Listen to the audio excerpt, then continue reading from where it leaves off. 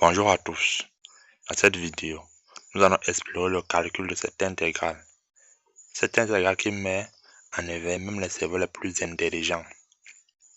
Alors, dans cette vidéo, on se propose d'évaluer l'intégrale de 0 à pi de exponentielle x cosinus x dx. Si vous êtes bien installé, prenez une feuille et vous prenez les notes. Alors, on remarque que c'est le produit de deux fonctions. Puisque c'est le produit de deux fonctions, nous pouvons donc appliquer une intégration par partie. Alors, on rappelle la formule de l'intégration par partie. L'intégrale de uv' est égale à u fois v moins l'intégrale de u'v'. On va donc poser u égale exponentielle de x, et on va obtenir u' égale à exponentielle de x, car la dérivée de l'exponentielle de x c'est encore lui-même. On va poser le v' égale cosinus de x. Lorsqu'on va chercher la primitive, on va trouver que c'est sinus de x. À titre de rappel, je vous montre comment on fait pour retenir les primitives des fonctions circulaires. Voici notre cercle trigonométrique ici là. Je fais mes axes, l'axe des cosinus, l'axe des sinus. Alors, pour trouver la primitive de cosinus, on part dans l'inverse. D'accord? Ici là, on sait que c'est moins sinus. Ça veut dire que la primitive de moins sinus, c'est cosinus de x. Ici là, c'est moins cosinus. Ça veut dire que la primitive de sinus, c'est moins cosinus. Cependant, pour la dérivée, on part plutôt dans ce sens. Donc, pour la dérivée, on part plutôt dans le sens ici là. Raison pour laquelle la dérivée de sinus doit donner cosinus. Voilà, ça c'était une astuce dans la vidéo. Bon, ce n'est pas l'objectif, c'est juste un rappel.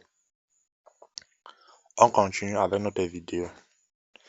Lorsque l'on va donc appliquer la formule,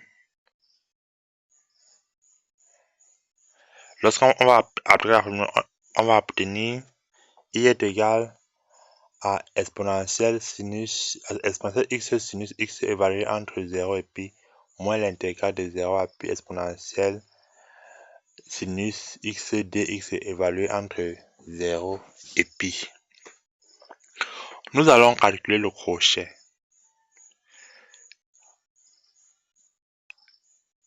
En pi, exponentielle pi fois sinus pi est égal à exponentielle pi fois 0. Pourquoi?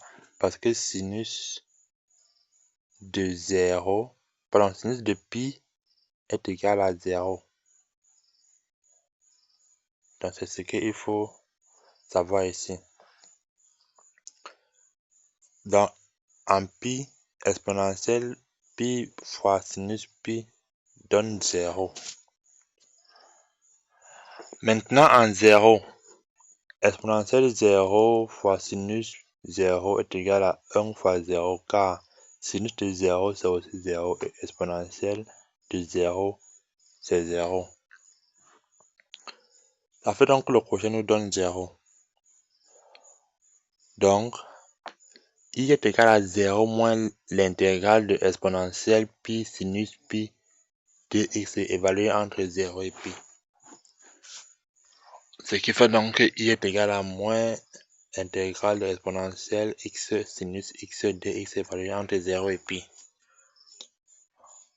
Bon, pour la suite, on va poser K, la nouvelle intégrale trouvée.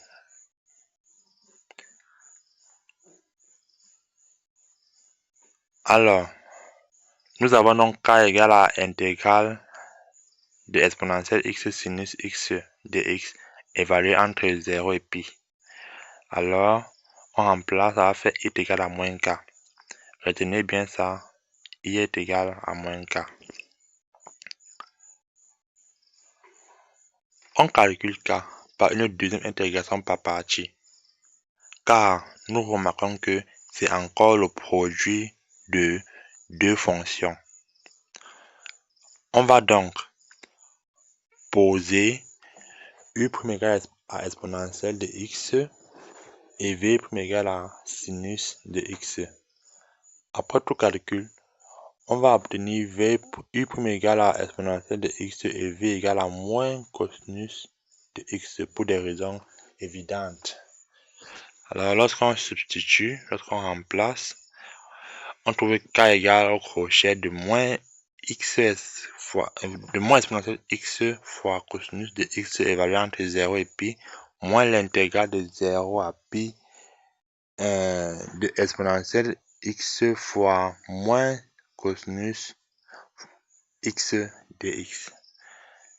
Les moins, les deux moins, ça se compense. Donc, ça va partir. On aurait donc k égale au crochet de moins exponentielle x cosinus x évalué entre 0 et pi plus l'intégrale de exponentielle x cosinus x dx évalué entre 0 et pi. C'est là que le moment magique arrive, car nous remarquons que ceci est encore l'intégrale qu'on avait au départ. Ceci est encore le i que nous avons au départ. Alors, nous pouvons donc dire que k est égal à ce machin-ci plus le i. Ce qui va donc faire que le travail serait très simplifié.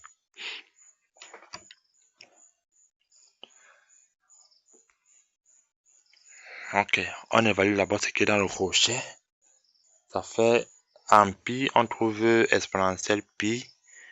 En 0, on trouve moins 1. On remplace. Ça fait. Et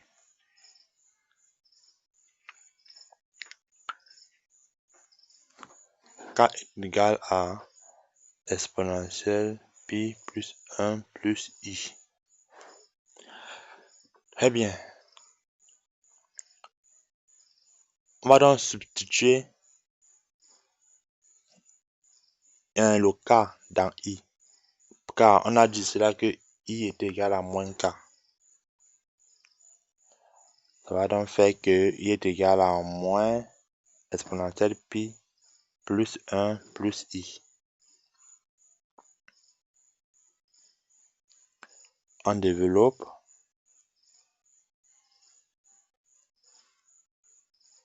On trouve que i est égal à moins pi moins 1 moins i.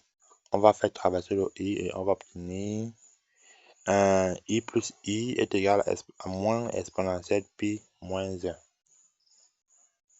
2i est égal à moins pi moins 1. Et finalement, nous allons obtenir le i égal à moins exponentielle pi plus 1 sur 2. Alors, si cette vidéo vous a plu, partagez-la, abonnez-vous et surtout likez. Laissez vos commentaires, vos préoccupations.